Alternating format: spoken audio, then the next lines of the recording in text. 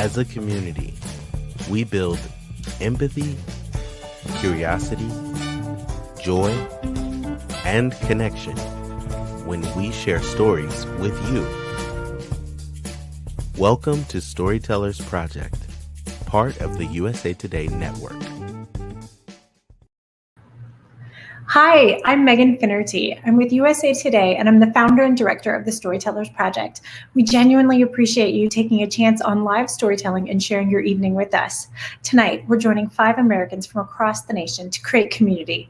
Since 2016, the Storytellers Project has brought more than 100 shows a year to communities across the nation. But right now, while the pandemic is still varies from place to place, it doesn't feel totally safe to be sitting together in big rooms, but it does feel necessary to be together online. Although we do look forward to being together in person soon. We've handpicked 5 incredible storytellers who are genuinely inspiring, interesting, thoughtful people to bring you a show right now about the ways race and ethnicity weave through the American identity. I'd like now to bring up our co-MC, Daniel Gonzalez. He's the Race, Equity, and Opportunity Reporter at the Arizona Republic in Phoenix, which is part of the USA Today Network. Also note, some segments of today's show have been pre-recorded, but I'm live. We as a nation have been grappling with identity for some time now. Many of us have spent a lot of time last year thinking about identities and the way they impact how we live and how we treat each other. And we're past the point of how did we get here? We know how. We're beyond what can we do? And this right now is us taking action. Listening to each other and trying to understand is the first stage of creating empathy and healing in our country. In our regular Storytellers Project series, each show has a diverse mix of storytellers because we make a conscious effort to book a balance of backgrounds to reflect back to you, our audience, how our country really looks. The I Am series, however, it gives you a magnified look into the lives of Black, Middle Eastern, Asian, Latinx, and Indigenous Americans on a stage all their own, sharing stories only they can tell. You may see yourself reflected, or you may learn something new about an unfamiliar experience. This show may challenge you. It may inspire you, or validate you, or comfort you. But we hope it also gives you resolve to look around yourself and connect more with the members of your community who may not look like you, but are your fellow Americans. This is an effort for empathy in a time when much is needed. These stories put on display the universal truths that have guided us as a people. Perseverance, resilience, humor, community, and they continue to guide us collectively as a nation. You learn about a place from the stories told. Tonight, you'll hear stories of the Hispanic experience in America. So let's talk about who our storytellers are this evening. Also, thanks so much to Daniel for getting us into the show tonight with those thoughtful words. One of our storytellers this evening is CHRISTY HAUBEGGER. She's the Executive Vice President of Communications and the Chief Inclusion Officer at Warner Media. She is also the founder of Latina Magazine. MANNY GARCIA is coming to us. He's the Vice President and News Editor at the Austin American-Statesman, one of our colleagues at the USA Today Network. Charlie Everetry, he's the Managing Director of Black Brown, a diversity agency in California. Lily B is an award-winning storyteller. She's the creator of the Stoop storytelling series, and she's the co-host and producer of Story Collider in Chicago. And MARILYN TORRES is a professor at South Mountain Community College here in Phoenix, where she also works at the Storytelling Institute. She's also a friend of the project and helped us get it started 10 years ago. Tonight is not a TED Talk, it's not Toastmasters, a how-to, or an inspirational speech. It's not an educational talk or a lecture or a slideshow. This is storytelling, and storytelling is based on visiting. We invite you to open your heart and your mind and pay attention to these people and receive their stories in the spirit in which they're intended. Some of our storytellers are going to be casual and conversational. Others are going to be super polished and professional. We invite you to receive them all as they are, because we don't coach on personal performance, we coach on the narrative arc. We believe the way people talk, the words they use, and how they choose to express themselves is key to understanding who they are and truly receiving their story. We believe creating empathy and understanding is vital at all times, like Daniel said, but it is especially important in times of uncertainty like these. I'd like to welcome up our first storyteller, CHRISTY. Quite some time ago, I was actually born in Houston, Texas. I'm Mexican American, but I was adopted by a tall blonde family when I was quite young. And so my last name is HAUBEGGER, which I get to spell many, many times a day. And when I was growing up, as a kid, in the 70s, my parents were really, really great. They told me that I was capable and smart and I could be anything I wanted, but a lot of the media around me didn't reflect that idea back to me. And I remember, very specifically at one point thinking about all the Latinos who were on television at that time. And so this is what I could come up with. In 1976 through 78, there was Chico and the Man. And there was occasionally Charo would guest star on The Love Boat. And then once a year around Thanksgiving, I think the NBC affiliate in Houston would air West Side Story, which is actually a movie from 1963, like way before I was born. And so, I didn't have a lot of images of Latinos in the media that I could really relate to. And I had a lot of friends and friends' families. I just was really missing in the media. And I remember, when I was a teenager, I used to read all the teen magazines, like 17 magazine and YM and all these things. And I used to feel, just so unattractive and left out. And of course, I didn't realize that everybody who's a teenager feels unattractive and left out. But, this is a time when you didn't see people with brown hair on the cover of these magazines. And so I used to peruse magazines. I loved magazines. And later on, I went to UT Austin.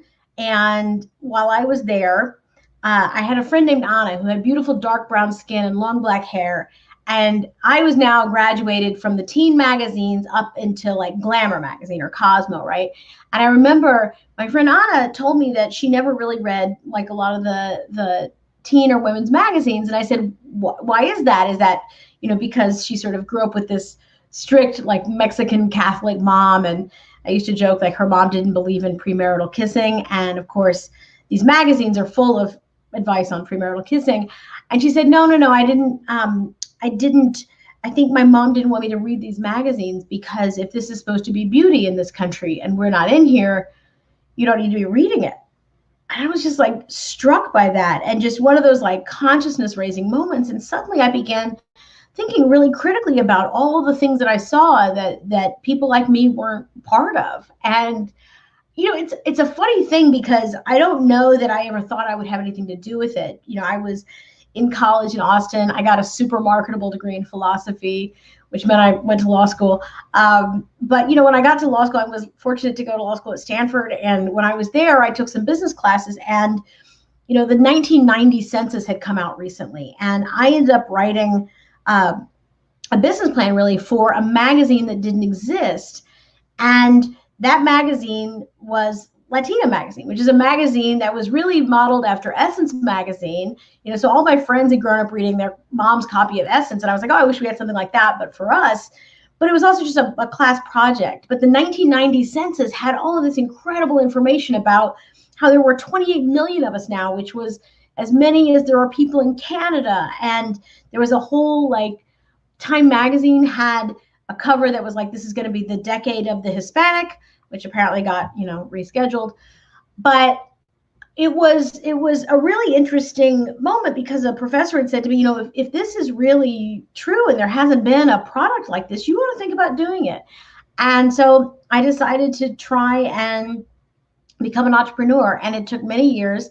And I was very, very fortunate that I was introduced to, I found some angel investors when I was starting the business. And then I met a real live angel who is this man Ed Lewis, who had 30 years prior founded Essence magazine. And he understood exactly what that hunger was to see yourself. And he understood, I think, on some level, what it would really take to get this magazine out into the world. And so we launched the magazine as a joint venture. And in 1996, we came out with the first issue, and there was a young woman on the cover that we thought might be the next big thing, which is woman Jennifer Lopez. So we got that right.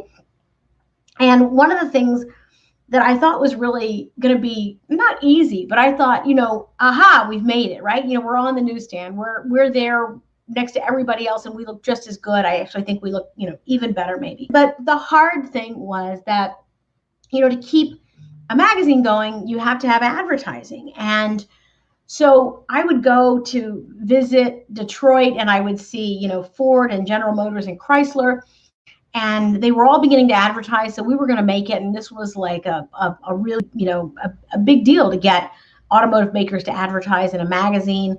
And so I remember this one trip in particular, though, where I, had a great day, and I went back to my hotel room, and I was going down the hall to get a bucket of ice. And as I was coming back, with the bucket of ice, this woman stopped me and said, "Oh, wonderful, dear. Are you bringing those to all the rooms?" And I was like, no, just my room. And I remember I thought of like 10 good things I could have said, like better things I could have said when I got back to the room. And there was a part of me that was like, maybe this is time to eat the mini bar, or, drink the mini bar, right? And I said to myself, you know what? Actually, maybe that just means I need to get back to work, because until that woman sees me and thinks, wow, I bet that's an entrepreneur, or she looks like a lawyer, or I bet she's a CEO. But I remember thinking, like, pretty soon we won't have to answer these questions anymore. Like, are we worthy? Are our stories worthy? Are our images sufficient? And I think, there are moments like that that remind me, like, we still have a lot of work to do. And I was in the magazine business for, the first part of my career. And then I decided I wanted to think about storytelling in another arena, which was really going to be the motion picture business. And I moved to Los Angeles, and I worked as a producer on motion pictures, including a movie called Spanglish, which was the last one that I worked on.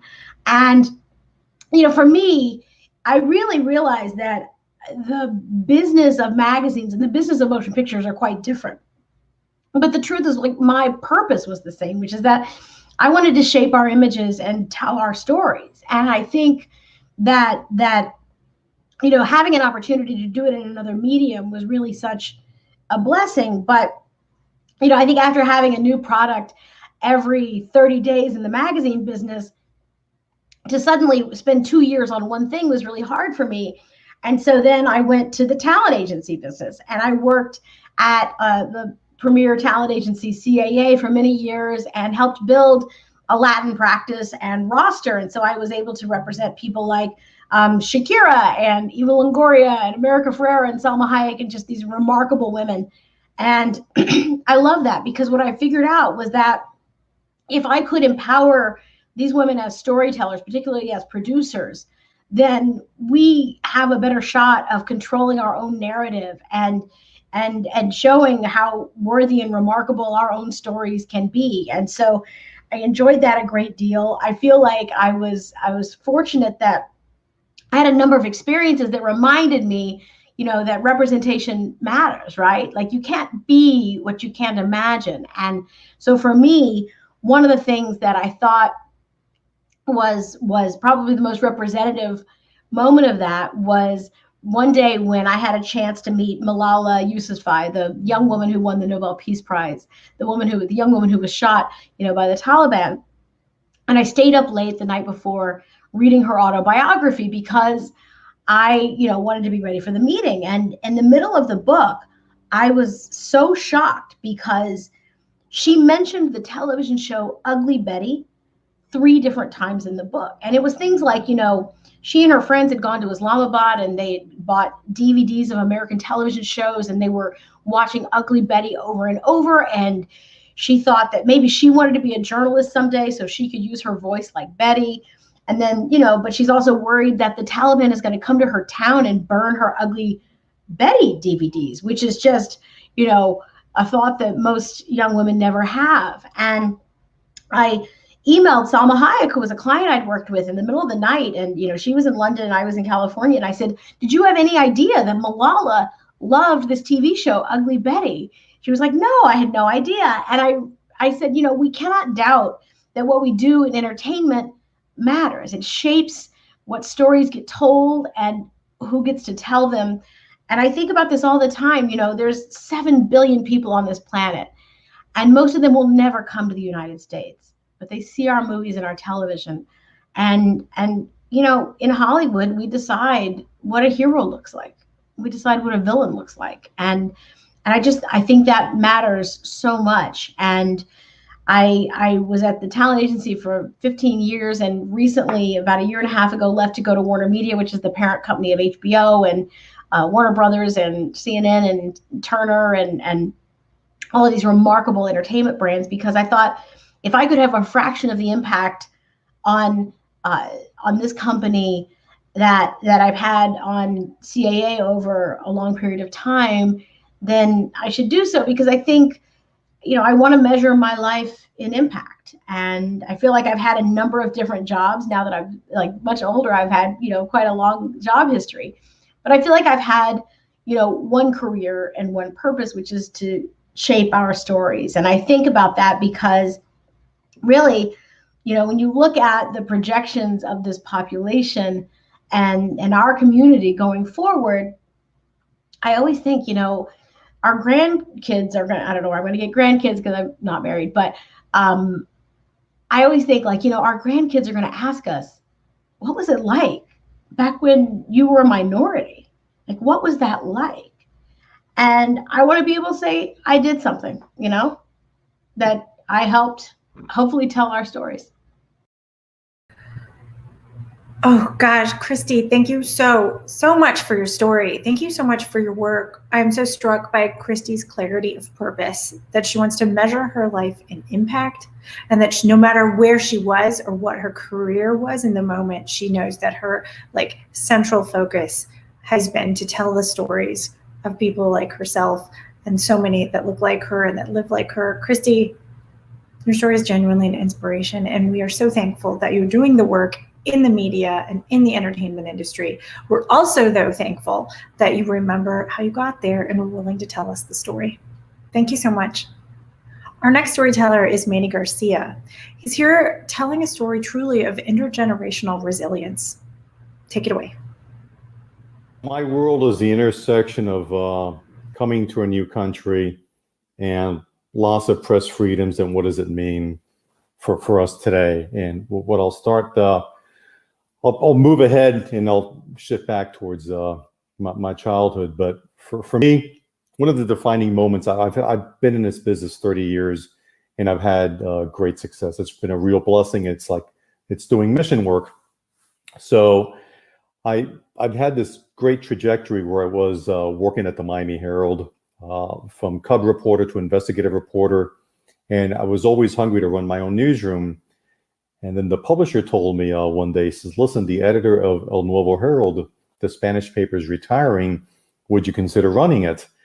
And I told David, I says, I'll start tomorrow. And I'm thinking, this is great. I'm going to run my own newsroom. And I was taken aback by the reaction from a lot of my friends and peers who said, are you crazy? Why would you leave the mighty, the nickname of the Herald was Mother Herald. Why would you leave Mother Herald to run that place, man? You know, just it's Spanish language. No one pays attention to it. And, you know, who cares, man? That's just not what it is. But I sort of like did one of these because I knew I was in on a secret handshake, and I could see like Christy was mentioning, the growth and trajectory, not just in our country, but the being able to operate in 2 languages. But also for me, it was an opportunity to go lead coverage for a news organization that was growing exponentially on the digital space and being able to just direct news towards countries that really suffer from press freedoms, and specifically Cuba, where I was born, Venezuela, and Colombia. Colombia is a partner of ours, but there's There's not a lot of press freedoms at times, and without a doubt. And there's been a lot of turmoil there, and said Venezuela goes without saying, and Cuba is a clear example. So for me, it was that ability to go back and then get into a newsroom where I can impact journalism and democracy and press freedoms into countries where it's really starved. So going into my own family story, what I'll tell you is, so I was born in Cuba, and I look back now. In fact, I was yesterday visiting with my mother, Eulalia, who turned 85 years old, and she's an incredible story, my role model. So think about in your own lives here as you're watching this and listening, that think about if you're in your 50s and suddenly the police show up at your door and saying, you have to leave this house. This is now the government's house. Well, wait a minute here. I've got my house is paid off, or I got a mortgage. No, it doesn't matter. The house it's no longer yours. You need to get out now, or we're pushing you out. So my grandparents lost everything. They had to leave with nothing. A suitcase, food's in the refrigerator, too bad. Cars in the driveway, too bad. Clothes, get what you can and get out. My parents were 23 and 24. I've got a daughter who's going to turn 23 this summer, and my mother had just had me. And so it's this mad scramble of what's going on here. Castro had come to power, and what do we do? Do they think this is going to be temporary, or is it they're going to outlast it? But it soon became reality that Castro was going to stay, and we needed to get out. Of course, I was a baby, and my grandfather was a physician who had cared for many folks during his practice. Some of them had become part of Castro's government, and but they cared about my grandfather because he had saved members of their family's lives. So they had told him, his name is Rafael, you got to get out of here. The only reason we're having this talk with you is because of what you've done for our family, but you've got to get out. This is not going to end well. My father was part of the resistance movement, of student resistance movement. Several of his friends had been captured, detained, and summarily executed. So that was like, we got to get out. They were able to secure visas, and we left through the airport. And as we were leaving, my grandmother, this was one of her great traumatic moments of coming to this country. She told me later on was of being detained, and there was a cavity search performed on my grandmother. And then they took my diaper off to see if I had any jewelry hidden in there. And those are the little things that just never go away from you. And then coming to a new country where you don't speak the language and you have to start all over again, and just it's a vertigo that in a short period of time you have to rebuild your own life. So they managed to, in their own way, and become part of this great country. And always, as I got older, told me, said, never forget this country, open its doors for you, no matter whatever you can say and think about this country. No place is perfect, but at least in America, you're going to have a chance, and you work hard compared to where you were back home. So that's my family story. And then just my little sidebar. And my mother, she was in medical school in Cuba, one of the first women in medical school. And she had to come in here, didn't speak the language, and she worked as a cigarette girl. And she also learned, she was a lab technician and learned English, saved all her money and went to Spain to finish medical school there, and then came back to the US and did her residency and ultimately became a physician.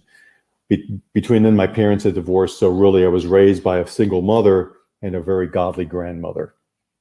So fast forward, about one of those little events that really touch you in singular moments for me was my grandmother. I didn't learn to speak English until I was 5. And then I was headed for kindergarten, and my grandmother found out through all the neighborhood ladies that, there's this thing, the Pledge of Allegiance, that you have to do. And so my grandmother went and found some card and just memorized phonetically as best she could the Pledge of Allegiance. And so she taught me the Pledge of Allegiance because she didn't want me to walk into day one at Auburndale Elementary School and not be able to recite the Pledge of Allegiance. So there's these little things that stand out to you, and it's just, again, it's rebuilding your life in a new country and assimilating. So I'm just very, very proud of that facet of my family's life. And looking back now, as the older I get, the more it warms my heart about just what every sacrifice that they did for me. So I live under the adage that to whom much is given, much is expected. So my goal is to give back.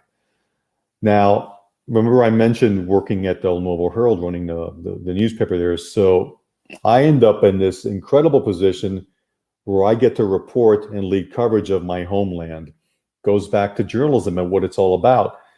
But since I'm able to operate in English and Spanish very seamlessly, I'm leveraging this to tell stories of what's happening in other countries and bring those voices in what's going on. And I think about reporting in Cuba is extremely difficult, and I want all of you to know this. So Cuba would not give visas to reporters from either of the heralds, especially on Nuevo Herald. So we would have to sneak reporters in with using tourist visas, and we would have to use all kinds of methodologies to report stories from the island and bring them back. So and almost call it like journalistic spycraft. And I don't want to go into some of those details because, believe it or not, they're still in use today. But one of the great things of being able to do that is the stories that we were able to tell. Again, leveraging relationships that I had built here journalistically, we were able to do stories on, we're actually working with the Toronto Star in Canada about sex tourism from Canada to Cuba, where you had registered sex offenders who would travel to Cuba to have sex with children. And so by using our connections in my platform, we were able to tell that story, not just in the Spanish media through El Nuevo Herald, but also in Canada through the Toronto Star and through the Miami Herald. So we were able to do investigations on that. We were the first paper that reported that Hugo Chavez was dying of cancer in Venezuela. And beyond that, one of the great stories that a colleague of mine did was of all the leaders in Cuba who had left the country, so-called communist leaders who had gone into exile, and the wealth they had accumulated, especially in the US. And so some of the key leaders in the Castro government were living in Florida, and some of them had become house flippers. So think about a communist to capitalist and flipping homes. But the bigger point for me was going back, not just telling the stories here, but how those stories connected back on the island where I was born. And the example of that for me was there was a report written in Cuba, especially when you go out to the eastern provinces away from the key cities, there's a lot of shortages so people would trade meat for a copy of El Nuevo Herald. They would trade cooking grease for copies of the newspaper. That told you the value, the thirst and hunger for independent press freedoms. And there's a city in eastern Cuba called Palma Soriano, and I received a letter. I don't know how it got out, but it got out. It took like a month or so to get to me, from a reader in Palma Soriano, and he had clipped out several pieces of El Nuevo Herald and mailed it to me and said, please continue to do the job you're doing.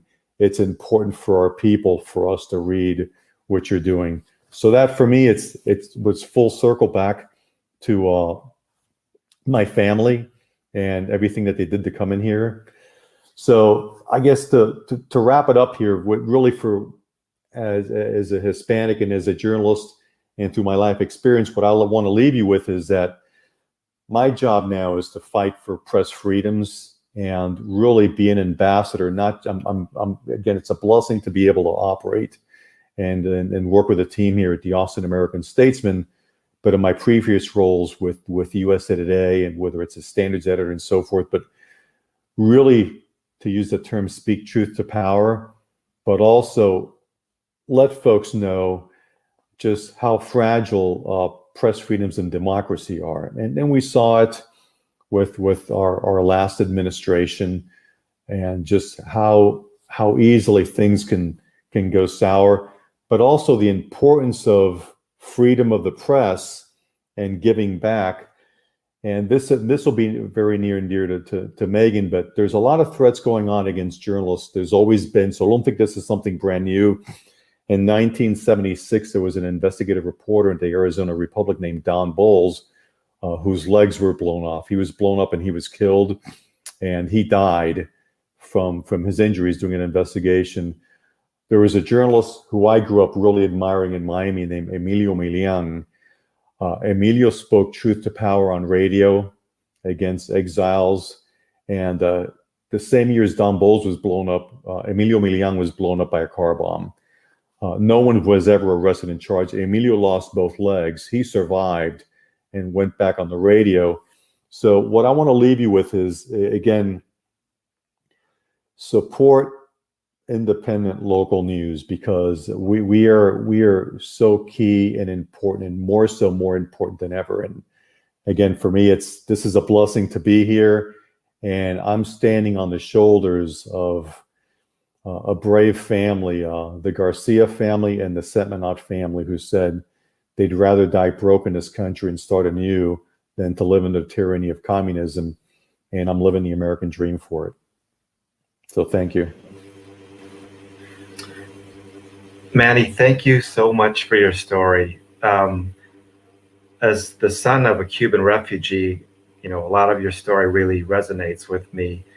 And I've heard a lot of stories about people who have fled Cuba, and that story that you told about, them, bodies cavity search of your grandmother, and the indignity that must have been, and then searching the diaper to see if they were, taking any jewelry out. It was just so powerful. So thank you so much for your personal story, and also for all the amazing work that you've done in your career as a journalist. No, thank you, Daniel. Sure. So now I'd like to introduce our next speaker, a storyteller, Lily. I'm 16 years old, fresh 16. And I'm sitting in my cubicle, 1996, waiting for my call list. It's my first job. I'm dialing for surveys. They don't have my dot matrix paper in front of me so that I can smile and dial. So I have to wait for them to print it out, which could take forever. And so I get antsy. I need to talk to somebody. I look to my right, and there's this older woman who doesn't look like she wants to talk to anyone. She is deep in her cubicle. So I look to my left, and I look him up and down. He's about my age. Got his hair shaved down the sides. Filipino, probably. And so I say, "Hi, I'm Lily." He says, "Not Lydia, like your name tag." And I look down. No. They call me Lily. Call me Lily. And you are Mike, he says. And I say, "Not Michelangelo, like your name tag, like the artist." And I remember saying the artist because I didn't want to say like the Ninja Turtle, which was cool at the time, but I didn't want him thinking I was a little kid. So I just said like the artist, and he smiled and said, "Yes, like the artist." We talked until we got our call list, and we kept talking. Throughout the entire campaign, we were calling people to talk about dog food or something. And for about 6 weeks, we got to know each other. Like, really got to know each other. Turns out, yeah, we're not from the same part of town. He lives on the north side. I live on the west side, which in 1996 was not the west side that it is today, Humboldt Park. He goes to a Catholic school, Gordon Tech. I go to Lane Tech, and it's my school is way bigger. There's like 4,000 students. They come from all over the city, and he's a all boys school, Catholic. But it's they're right down the street from each other. So we're like high school neighbors, and we connect there. We also connect on food, y'all. Oh, Mike and I love to eat. And we always go across the street to eat at this little hot dog place because, again, it's your first job. It's a 30-minute lunch break. You can't really go anywhere except somewhere walking distance and fast. And so we connect as we eat. Little by little, we start to get to know each other. I really like this guy. He's funny and he's charming and he's got his little awkwardness to him, glasses, and makes silly jokes. And I feel like he's digging me too. I'm a little bit loud and kind of rough around the edges for him, but I think he needs it. And I totally need what he's given me. So before you know it, he asked me on a date. I mean, he'd already started driving me home, which is a first for me because I didn't want anyone to know where I live. But there he was driving me home. My mother would be sitting there, a little short Mexican black hair, curly hair woman, just waiting. And then before you know it, we're boyfriend and girlfriend. He asked me on the first date and I say, sure. We're going to see higher learning. I don't remember telling him I wanted to see higher learning, but okay, let's go. It's the movie of the year, so why not? Let's go see higher learning. It's got Busta Rhymes and Ice Cube, and Filipino guys, they like Ice Cube and Busta Rhymes and all that stuff. So I say, okay, let's go. And I decide that, oh, let's go eat. Because, you know, I'm 16. I don't know what Filipino people eat. So I say, okay, let's have some Chinese food. And he agrees. And so we go have Chinese food. And it's like this for weeks and weeks and weeks. He gives me mixtapes with R&B songs on them. I talk to him about anime and, you know, whatever. And then one day after work, he says, where do you want to go eat? And I say, you know what? I know a place. I feel like eating some Mexican food. I know a place. And he says, okay, let's go. It's my mom and stepfather's favorite place. And it's La Pasadita on Ashland. I tell them that there are two pasaditas. You got to go to the pasadita across the street where there is a little shack and not the restaurant because the meat is not cooked the same. And he says, okay, he had never been.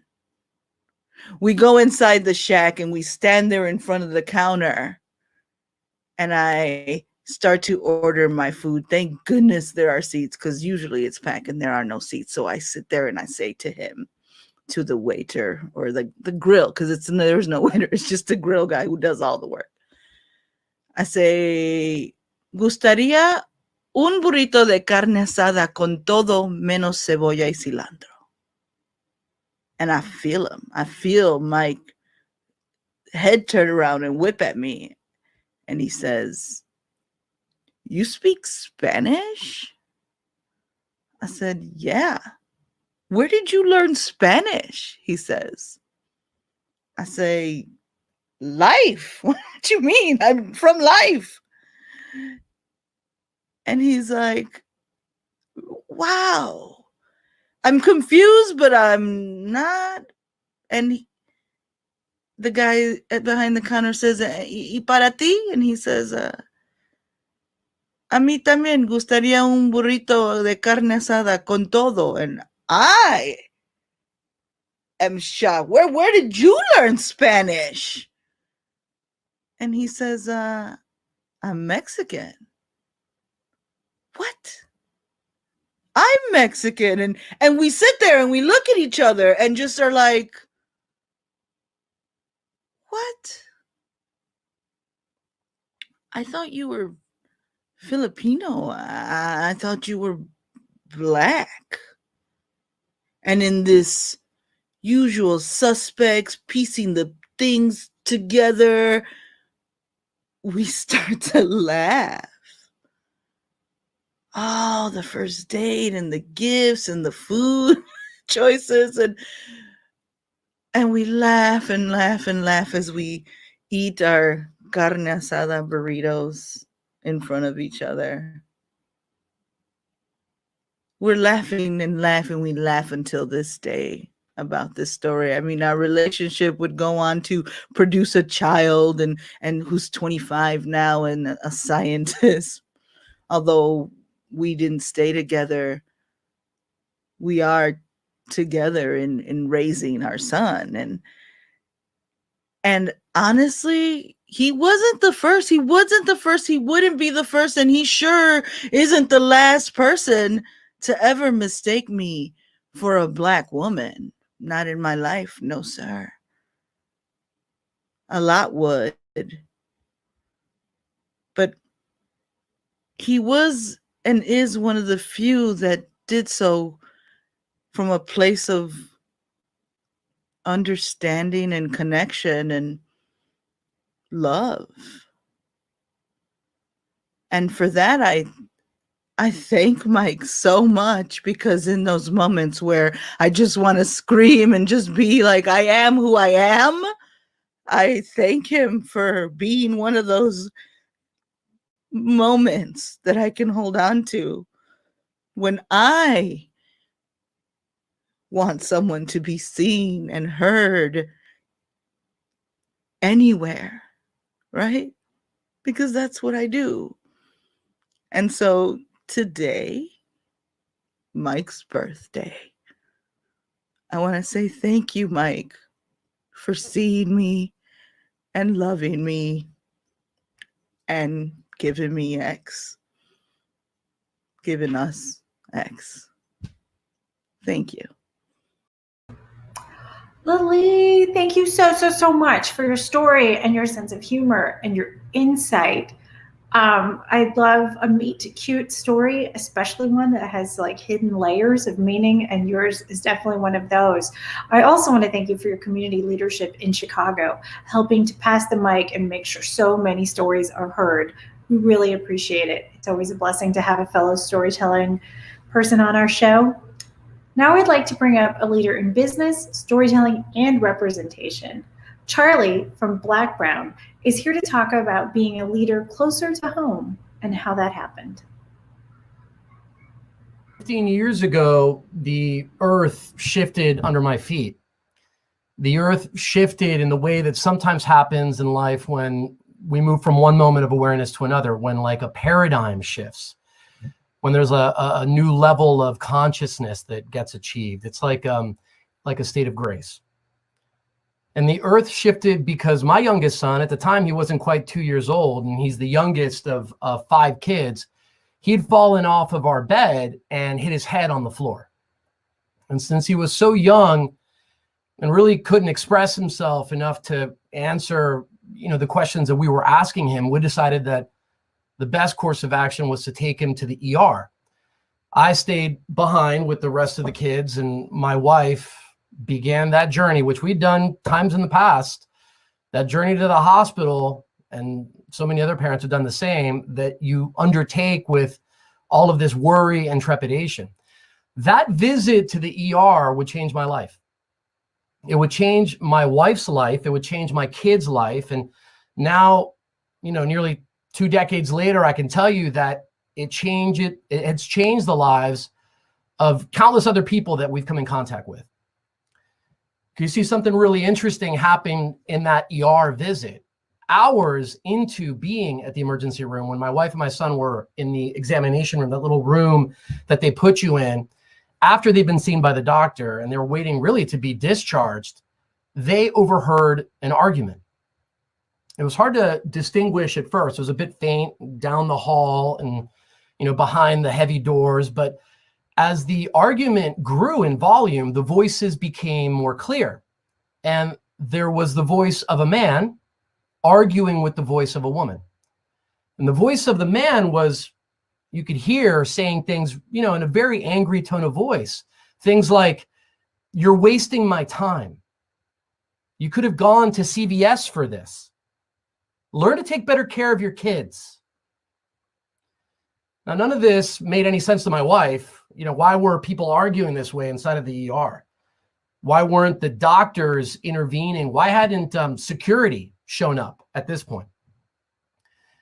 Eventually, the voices grew so loud, and frankly, her curiosity and her concern got so great that she left the room, got my son in her arms, and she walks down the hall towards all of this noise and commotion.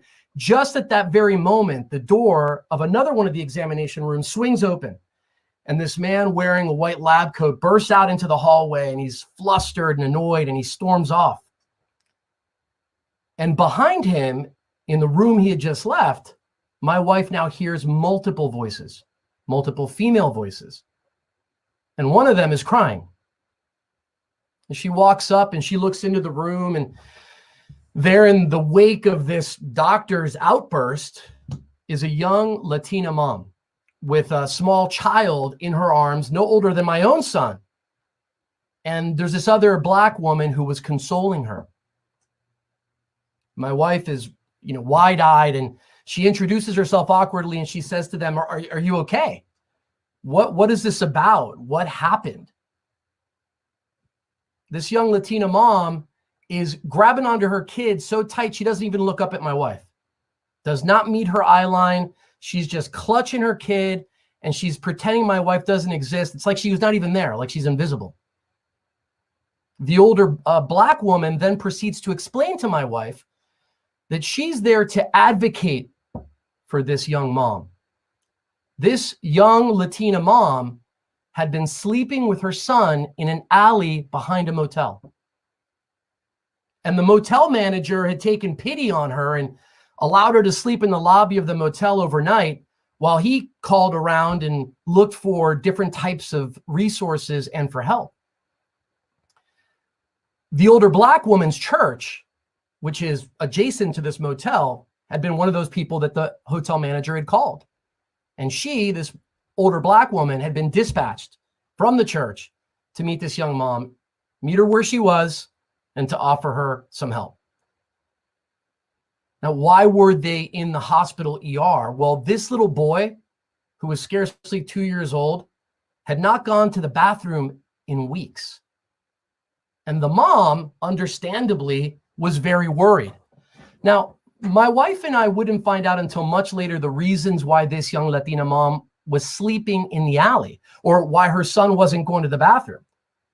We wouldn't find out the fact that the mom was homeless because she'd fled an abusive relationship in the Bay Area up in San Francisco. And she'd actually driven down to Los Angeles to try to reconnect with family and friends, but she'd met resistance and basically had nowhere else to go. We wouldn't find out the fact that the son, this little 2-year-old boy, had tragically witnessed his mother being assaulted, and that it had been from that traumatic experience that he had stopped going to the bathroom. We wouldn't find those things out for many, many days, but it was at that exact moment, in the hallway of that ER, across from a crying mom and her kid and her advocate, that my wife made a decision that's made all the difference. She invited these two women to our house to pick up baby items, diapers, medicine, and just to have a cup of coffee. And thank God she did. We've served homeless families ever since. This young Latina mom, her name is Myra, and her son, his name is Daniel. And they're still part of our lives 15 years later. They're doing good. They're not perfect, but that's not the point. You know, there's a movie that I think about a lot when I think about the life of working with the poor, especially working with homeless families and kids. It's called The Best Exotic Marigold Hotel. Maybe you've seen it. It's actually kind of a forgettable movie in some respects, but this movie always comes to mind when I think about this. And the story revolves basically around some British retirees that they essentially decide to outsource their retirement to what they think is this super exotic and obviously a lot less expensive India. And they're lured by ads for this incredible hotel, and they can imagine a life of leisure and lush surroundings. And so they pack up and they go to India. But when they get there, they find that in addition to all the exotic sights and sounds, which are there as advertised, there's also the reality of great poverty and great need. And as a result, they're all too scared to go outside. And then here's the irony. They're retired, they're living abroad, and they won't leave their rooms. But one brave soul ventures out, and she eventually persuades the others to do the same. And she says, this is the quote that always comes to mind. She says, India is an assault on the senses. It's like a wave. If you resist it, you go under. But if you ride it out, you arrive at the other side. And serving the homeless is exactly the same thing. It's an assault on the senses. People who look different, live different, have different stories and backgrounds and perspectives, all in a way that's vulnerable and exposed for the entire world to see. And it's real. It can be very scary at first, but only to realize that once you dive in, it's a wave too. And that can take you to the other side. I've learned so many things in those 15 years, so many incredible lessons. But when you sum them all up, they're fundamentally three things. Number one is humans are sacred. The fact that we have intellect and will and reason, we're just different from the entire physical order. We have a dignity that's not the sum of our accomplishments, our position, our education, or our prosperity.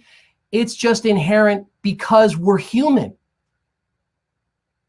Second, I've learned that relationships are vital. You know, as counterintuitive as it sounds, houses actually don't solve homelessness. Communities do.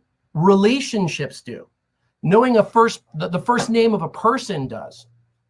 Looking after another does. There's no amount of innovative shelter design, solar power resources, tools, or process, or money that matters without it. The last thing I've learned is that the solution to homelessness is everyone's job. You know, at one point I actually thought that I wanted to be part of the solution, but I realized in time that that was actually, you know, even though maybe noble, it was the wrong way to think about it. Because that suggests that the solution is one big thing, and we each carry a little bit of this big thing. But the truth is that the solution is actually many little things. It's like life itself. It's a bunch of little things, of individual moments, like my wife in that hospital room. And each one of us has a role in it. Each one of us is the solution. When the ground shifted for me 15 years ago, I didn't realize that great lesson. I didn't realize that the solution to this incredible problem that gets more visible every day, that has spilled out from Skid Row to everyday neighborhoods, this problem that impacts all people, but has an outsized impact in Black and Latino communities. That problem that feels unfixable, that feels insurmountable, the solution to that problem was me. Thank you. Charlie, thank you so much for that story. And, you know, I just want to thank you for the way you and your wife kind of modeled empathy for your own family, which gives us, you know, as the audience, a model for how to practice empathy in our own lives. So the next time when we're encountered a similar situation where we don't just kind of dismiss it and make assumptions and run away. And I love the way you talked about that. I just had to write it down. The solutions are many, many little things. And if everybody does just their little part, what tremendous changes that we can all make. So thank you so much, Charlie, for that really beautiful and powerful story. Thank you.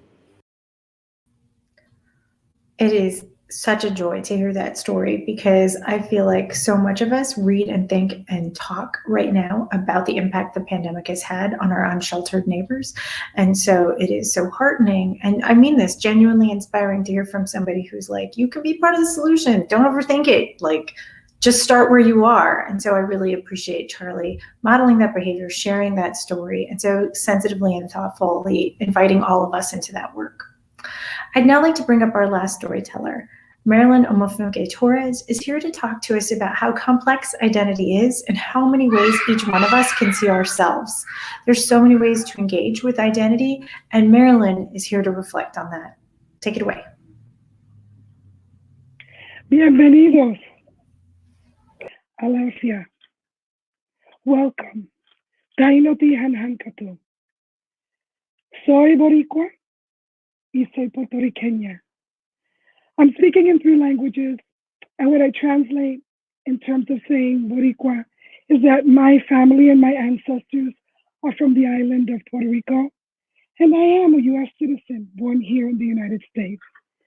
It's a real pleasure to be able to sit with you at this time and have an opportunity to share a moment in time that I hope will take you through my journey when we talk about the theme of I am Hispanic. Isla del Borinque, soy puertorriqueña. It was in the spring of 1981, and I was on my way to work, and I had a lot on my mind. And I was walking up the subway stations in New York City, Midtown Manhattan, and around me is the typical whirlwind of traffic, sounds, and taxi cars, yellow cabs in particular, making sounds and going really fast. And in many ways, it was a reflection of exactly what was going on in my head, a whirlwind. I had a lot on my mind, but most specifically, the meeting I was about to have with my professor, Serena Nanda. She had been reviewing my paper and said we needed to talk about it. So as I'm walking up the street through Midtown Manhattan, getting ready to approach John Jay College of Criminal Justice, I was a student of anthropology, getting ready to graduate, taking a course in the evening in legal pluralism. And at the same time, I was the secretary to the anthropology department. And so as I'm getting up to the building and I look across the horizon, John Jay College is really located right at the base of the Hudson River in Manhattan, New York on the west side. And I looked at the river, I took a deep breath, and I relaxed. I said, no matter what happens with this paper, it's going to be okay, MARILYN.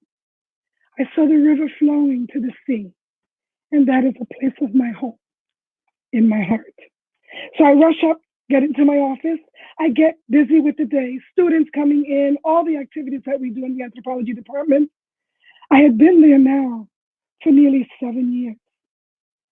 And of course, looking at the clock in front of me, knowing 12 o'clock is going to hit, I'm going to sit with Serena. I'm going to have to talk to her about my paper. And sure enough, clock hit 12. I pick up my notepad. I turn the sign on my office door out to lunch. I walk across the hall and I enter into Dr. Serena Nanda's office. She has her back turned to me. And I knew she knew I was there. And my heart was pacing and pounding. What is she going to tell me about my paper? I sat down, I closed the door, and she took her time, and slowly she turned around. She had a twinkle in her eye. And that made me relax just a bit.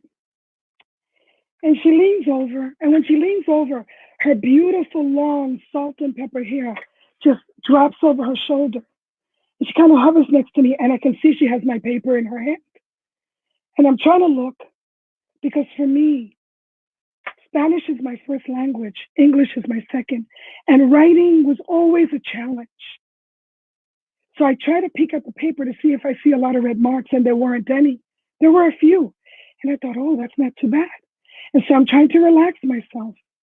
And she has a smile on her face, but a firm look in her eye. And she leans over and she says, Mimi, which was my nickname then, you have a battle in your head. And I went, what?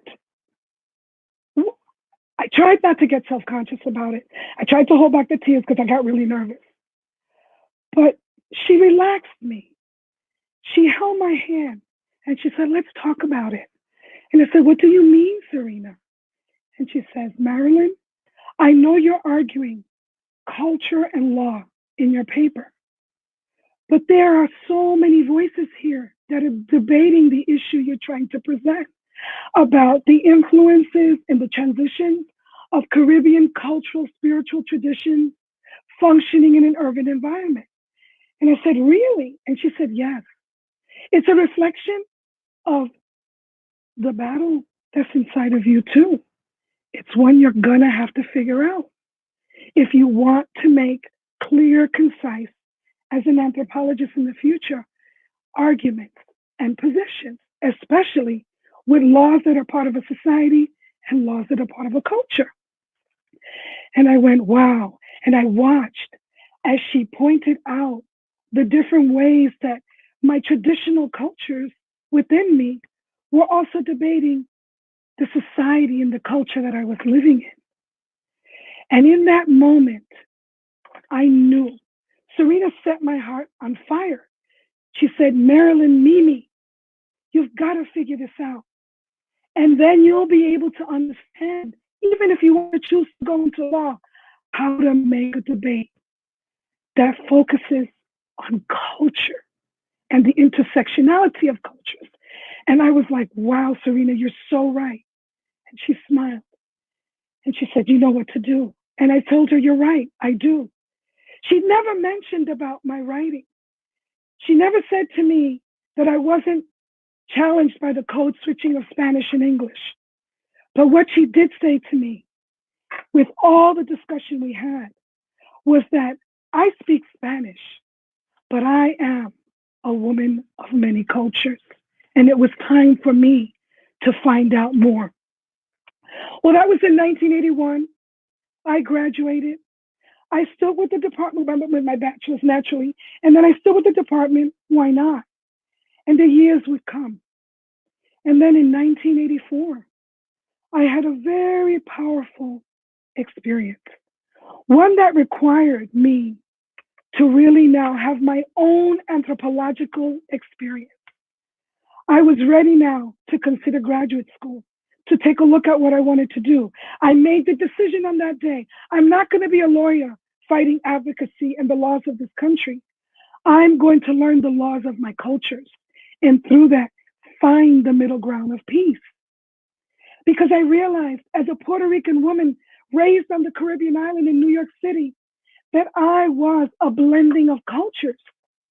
So in that moment and from that moment on, I refused to see myself as a race, because inside I knew I was a blending of cultures. And a Puerto Rican woman is a nationality. A Puerto Rican man is a nationality. It's a place on a little island in the Caribbean where all these cultures converged and where history speaks so much of who we are. I grew up in a rainbow of colors. And when I would come to the States, back to the States after the times I spent on the island as a little girl, it was always so hard and so confusing. Be black, be white. And I was the in-between. My father was as dark as the night sky with eyes that sparkle like the stars. And my mother was as fair as the clouds that roll across the sky. And I was this blending of all and that in between. Well, the situation resulted in my mom saying to me, Marilyn, tienes que ir a Puerto Rico. You have to go home. You have to go back. And so I did. And I had an opportunity to sit with my great-grandmother, who represented the colonial aspects of Spanish culture and language, who came from Mallorca, Spain as a child, and who ultimately impacted me so greatly on so many levels. She was 106, and I sat in front of her with tears in my eyes, and she held my face, and her hands were such a soft reflection of a century of time, and her eyes were as blue as the Caribbean Sea, and she gave me her blessing. At 106, I didn't realize from that moment on, and when I left the island, that it would be the last time I see her. 4 years later, she passed on to the ancestral realm, but she let me know to be myself, to embrace this part of my Spanish lineage and my language. At the same time, In those months when I came back, my brother and my father said to me, you need to go back. You need to go back to Africa. You need to see and understand. And my brother argued that fiercely for my dad. And my dad said, okay. And the two of them together paid for my airline ticket to go back to Africa. My first trip outside of this country to honor my father's lines. And indeed, the summer came, the semester ended. I looked at all my colleagues there and I said, okay, I'm gonna have my own trip. I got on the plane and traveled through France, connecting from France into Western Nigeria. There, my elders were waiting for me. You see, I was already immersed and ordained in my African traditions through the symbol of Sankofa and the blending of cultures. It was time now for me to understand what happened with Cuba, what happened with the Dominican Republic, and what happened in the island, and all the convergence that occurred. I arrived in Africa and so much unfolded. But the most significant thing was that I was only going to be there for a couple of weeks because of a project I wanted to do. And I stayed for 2 months. I couldn't leave. And I was hosted by ASADA, the African Religious Society of African Descendants. And so much unfolded. But most importantly, I was given a new name, OMIFUNKE. The waters have returned, the last born of the line. When I left with so much more than just understanding who I was.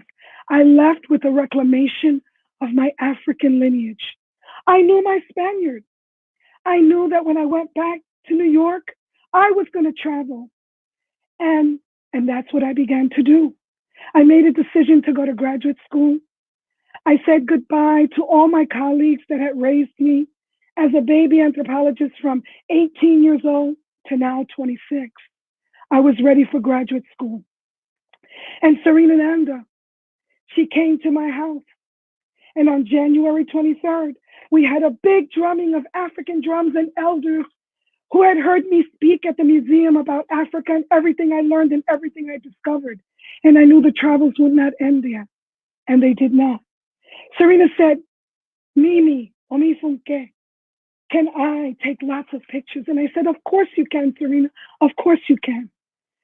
I'm settling the voices, I said to her. And I made a decision. And every year I traveled. I went to the Amazon jungles to honor the roots of the Taino lineage into that region of the world. I traveled and traveled and traveled. And my elders would say to me, OMIFUNKE, you are going to one day do more than what you can understand at this point in time. And that's exactly what happened. I continued to travel. I continued to embrace that I am not a race. I am a blending of cultures. I am a nationality. And living that in New York City and traveling around the world led me all the way to the very destiny my elders were speaking to me about. And Serena had said a long time ago, you will settle the voices in your head. And Serena, I dedicate this to you because if it hadn't been for you, I wouldn't have gone on the search. Yes, I did settle the voices in my head. I am a Hispanic, Latina, African, Native woman. And I embrace all my cultures. I am not a race. I am a nationality. I speak Spanish, I speak English, and I am so proud and honored to be able to say to you that this is the time where I can truly live out what my elders gave me. I received 2 chieftaincies from 2 amazing women from the village of Imota. Chief Olumeto Agbomola of Imota, Chief Iyasale Egungun of Imota. And those chieftaincies said to me, one day you will work with children and you will help them and you will teach them all that you live, because I am a traditional storyteller. I am in a Yanifa. Story is the life. The reclamation of story of our ancestors makes us something more than a race. It honors that we are human. And the laws of all those cultures of humanity make me who I am today.